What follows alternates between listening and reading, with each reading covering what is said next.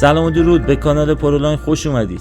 من محمد جوادی هستم. در این ویدیو میخوام راه‌های مختلف درآمدزایی از هنر، به خصوص هنر دیجیتال رو برای شما توضیح بدم. من سعی کردم همه راههایی که میشناسم رو در این ویدیو قرار بدم و براتون شرحش بدم، کامل توضیح بدم.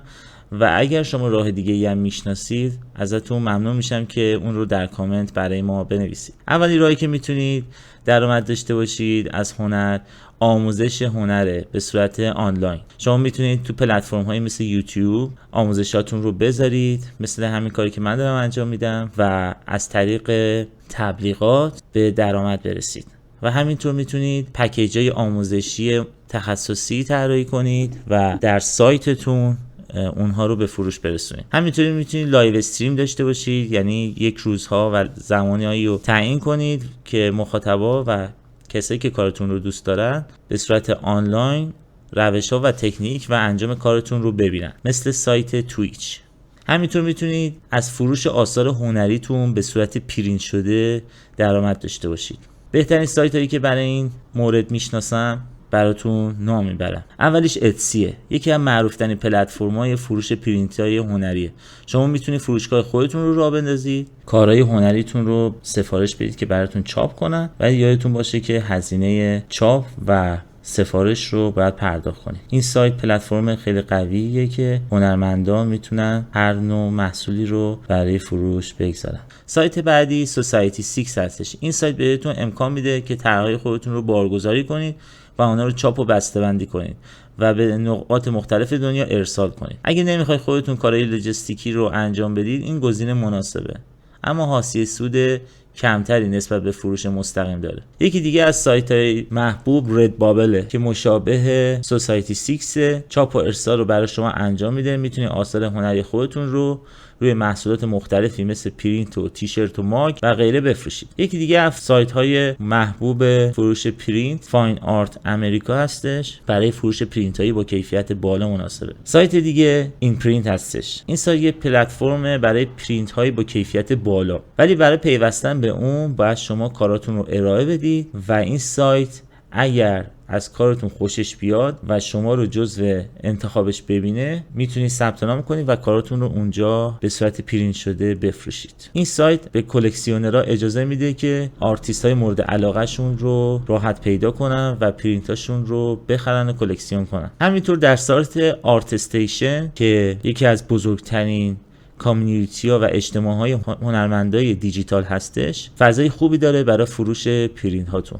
روش دیگه درآمدزایی از هنر میتونم بهتون بگم که میتونید با تولید آثار مختلف در یه سبک شروع کنید، کتاب‌های هنری تولید کنید، طراحی‌ها و نقاشیاتون رو به نمایش بذارید به صورت کتاب‌های هنری. میتونید براش اسپانسر به وجود بیارید از طریق سایت‌های مثل کیک استارتر. به مخاطباتون بگید که من میخوام یه آرت بوک درست کنم، پس نیاز به حمایت مالی دارم، و به راحتی میتونید برای این قضیه پول جمع کنید و آرت بوک شخصی خودتون رو تولید کنید و به فروش برسونید. روش دیگه فروختن محصولات دیجیتال به صورت آنلاین. این روش هم میتونه درآمد خوبی برای شما داشته باشه. اگه شما در سوشیال مدیا محبوب هستید و فالوورای زیادی دارید و افرادی که هستن که دنبال براش ها یا قلم های فتوشاپ شما هستن یا دنبال پترنات یا تکسچرهایی که شما استفاده میکنید هستن، از این طریق میتونید با فروش این متریال ها درآمد برسید. روش دیگه فروختن پترن،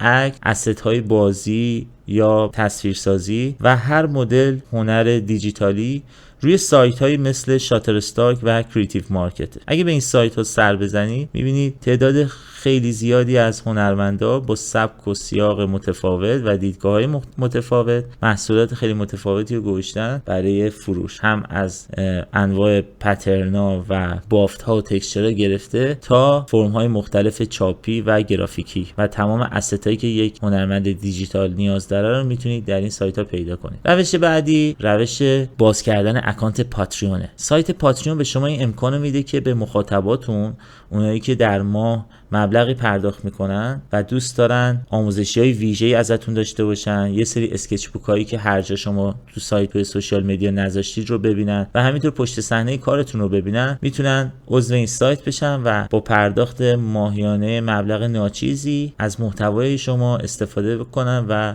سبک و مسیر شما رو یاد بگیرن. یکی دیگه از روش‌هایی که نقاشا و هنرمندان دیجیتال میتونن به درآمد برسن و این صنعت خیلی بزرگه، صنعت چاپ و بسته‌بندی هستش. همونطور که میدونید امروزه تصویرسازی در صنعت چاپ وارد شده و زیبا بودن بسته‌بندی ها، جعبه ها و هر نوع محصول چاپی خیلی اهمیت پیدا کرده، به خصوص برای تبلیغات و جلب مخاطب. پس این صنعت هم میتونه یکی از راههای مهم برای درآمدزایی باشه. روش بعدی روش کامیشن گرفتن هستش یا کارهای سفارشی گرفتن. اگه شما هنرمند دیجیتال هستید و در اینستاگرام یا فیسبوک یا توییتر یا هر جای دیگه کارتون رو میذارید و مخاطبای خاص خودتون رو دارید، این مخاطبا ممکنه علاقه داشته باشن که از شما یک کار شخصی داشته باشن. پس با پرداخت مبلغی به شما یک کار سفارش میدن و از این روش شما میتونید درآمد داشته باشید. یکی از مرسوم ترین روش ها هستش که هنرمندان دیجیتال برای درآمدزایی استفاده میکنن. روش بعدی که من خودم سالها از این روش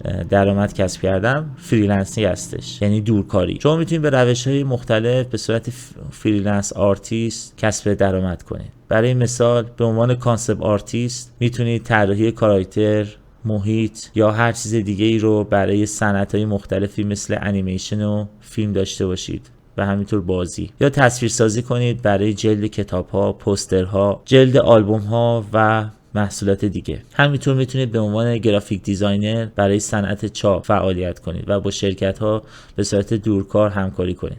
یکی دیگه از فریلنسینگ های محبوب آرتیستا طراحی دیزاین تتو برای کسایی هست که میخوان طرح شخصی خودشون رو تتو بزنن. پس افراد میان سراغ شما برای دیزاین شخصیشون، براتون توضیح میدن و از شما میخوان که اون ایدهشون رو به تصویر بکشید برای اینکه اون تصویر رو به صورت تتو رو بدنشون داشته باشن. همینطور شما میتونید به صورت فول تایم کار کنید، یعنی برید توی شرکت‌های انیمیشن، گیم و فیلم و به عنوان هنرمند در قسمت پیش تولید و به تصویر کشوندن ایده ها، استوری بورد و خیلی از پوزیشن های هنری دیگه در این صنعت فعالیت کنید. یکی دیگه از صنایعی که هنرمندا دوست دارن توش فعالیت کنن صنعت کمیک و مانگا هستش. همونطور که میدونید صنعت کمیک یک صنعت خیلی بزرگی در کشورهای مثل آمریکا و ژاپن و فرانسه هستش و پابلیشرهای بزرگی داره که هنرمندان زیادی برای اونها کار میکنن. نیاز داره که سبک‌ها رو تحلیل کنید، آناتومی و اصول هنری رو بهش مسلط باشید و تو مسیر شخصی خودتون هم مسیر با استایل صنعت کنید و از تولید کمیک درآمد داشته باشید. یکی دیگه از راههای درآمد که این روزا خیلی مهم شده طراحی UI و UX هستش، یعنی طراحی بصری برنامه‌های موبایل، وب و هر پلتفرم آنلاین. همچنین پیکسل آرت یک روش و استایلی هستش که برای بازی‌های پیکسل آرت تولید میشه که خیلی‌ها بهش علاقه‌مندن و هیچ وقت این سبک توی تولید بازی‌ها کنار نمیره و همیشه مخاطبای خودشو داره. یه روش دیگه میتونید باش درآمد داشته باشید و این روزا خیلی بحثش داغه، NFT هستش، یعنی فروش آثار هنریتون به صورت آنلاین بر اساس پلتفرم های بلاک چین و پول های بلاک چین. لطفا قبل از اینکه در این حوزه فعالیت کنید و به دنبال درآمد باشید خوب در موردش تحقیق کنید، چون فقط کوالیتی و کیفیت هنرتون ملاک نیست و باید مسائل دیگه‌ای هم در نظر بگیرید. خب تا اینجا همه راه‌ها رو بررسی کردیم. ممکنه این سوال براتون پیش بیاد که هوش مصنوعی وضعیتش چجوری میشه؟ ممکنه که جای ما رو بگیره و فعالیتایی که داریم انجام میدیم و آموزشایی که داریم میبینیم و هدر بره و دیگه کسی به هنر شخصی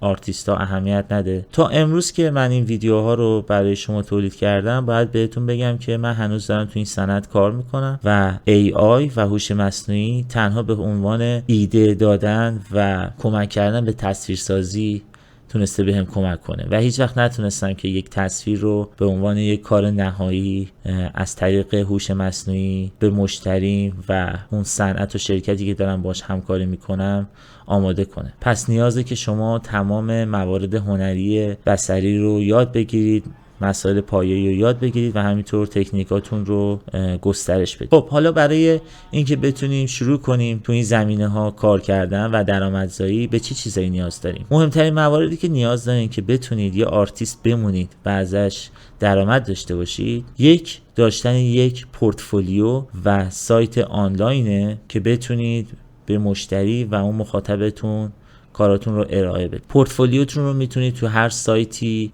که محبوب هستش مثل آرتستیشن بذارید یا یه سایت شخصی درست کنید و اونجا به سبک و روش خودتون کارهاتون رو ارائه بدید و دیدگاهتون رو نسبت به اون بنویسید. همینطور میتونید تجربیات کاریتون رو با مخاطبا به این روش در میون بذارید. المان بعدی که خیلی مهم هستش تمرکز داشتنه. سعی کنید که متمرکز باشید روی مسیری که دارید پیش میرید. قبل از اینکه شروع کنید به استارت کردن مسیرتون و شروع کردن مسیرتون سعی کنید پلن بچینید، نقشه بچینید و طبق اون پیش برید. حتی توی مسیر یادگیری سعی کنید متمرکز روی موضوع باشید برای مدت تا ذهنتون خسته نشه. مورد بعدی که خیلی به نظر من مهمه اینه که ذهنتون رو مثبت نگه دارید. افکار و حرفای زیادی ممکنه توی این مسیر بشنوید که نه شما نمیتونید از این راه پول در بیارید یا خیلی سخته یا درآمدش براتون کافی نیست. ولی اگه تو مارکت بگردید، تحقیق کنید، میبینید که حتی با آموزش مبانی هنر در یوتیوب مثل هنرمندانی مثل پروکو حتی تا 3.5 میلیون دلار در سال درآمد داشتن. پس این مسیر سقفی نداره و همه چی بستگی به ذهن و تلاش شما داره. همینطور یادتون بمونه